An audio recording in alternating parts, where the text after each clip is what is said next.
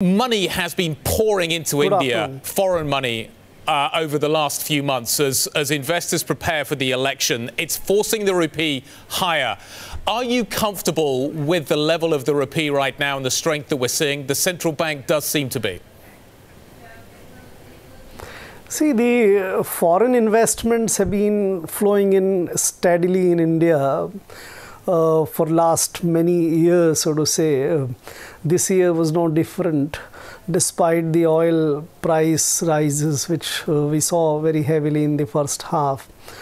But the portfolio investment money, both on equity side as well as on the debt, did see major outflow in the first half when the oil was rising so fast. But in last couple of weeks, the equities have seen major inflows. Debt outflow has also stabilized. So it's not pouring in, I wouldn't call it that way. And I don't think it's much to do with the Pakistan situation or the otherwise, but it's broadly based on number of factors, oil being one, the economy doing well, as well as possibly some sort of confidence in the community of global investors that possibly they will see the stability going forward. Mr. Secretary, the expectation seems to be amongst foreign investors that Mr. Modi is going to win the election and that is going to provide that stability. It is not a foregone conclusion, though. Should India be ready for some volatility in terms of some of those flows that we are seeing into the country over the last few weeks?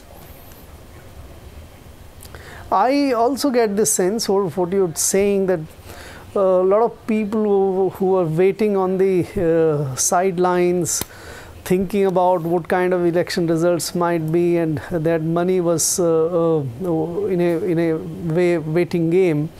Many of them seems to have taken a call that its risk of waiting might be somewhat higher than not investing.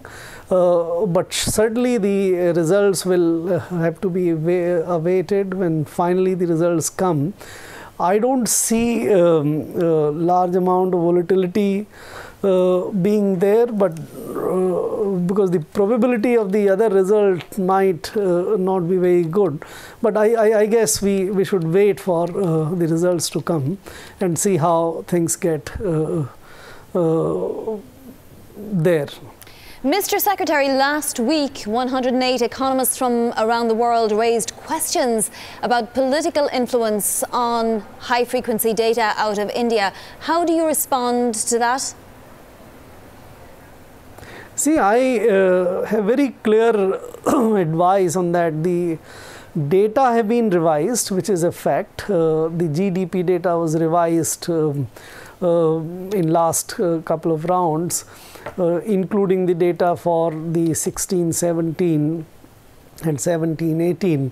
But that data revision is based on facts, actual data in flow. It's not based on any presumption or anything.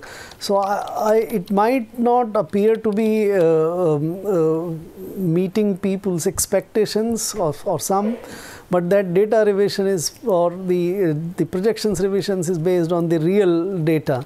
So I don't think it should be suspected. The results are there for everyone to see.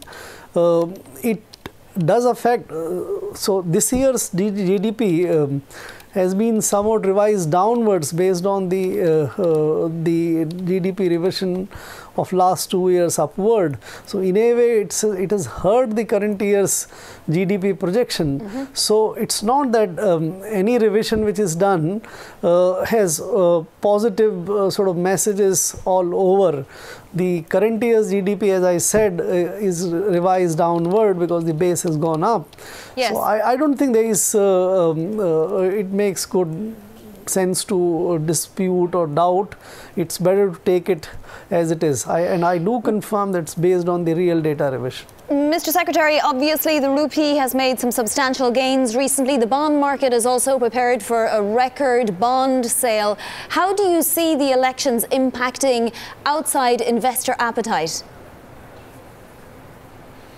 My sense is the outside investors have a long-term confidence, a higher degree of confidence in India's economic performance that is not extremely affected by the election outcome, so to say, and therefore their view about fundamental strength of Indian economy is a bigger factor than the election one.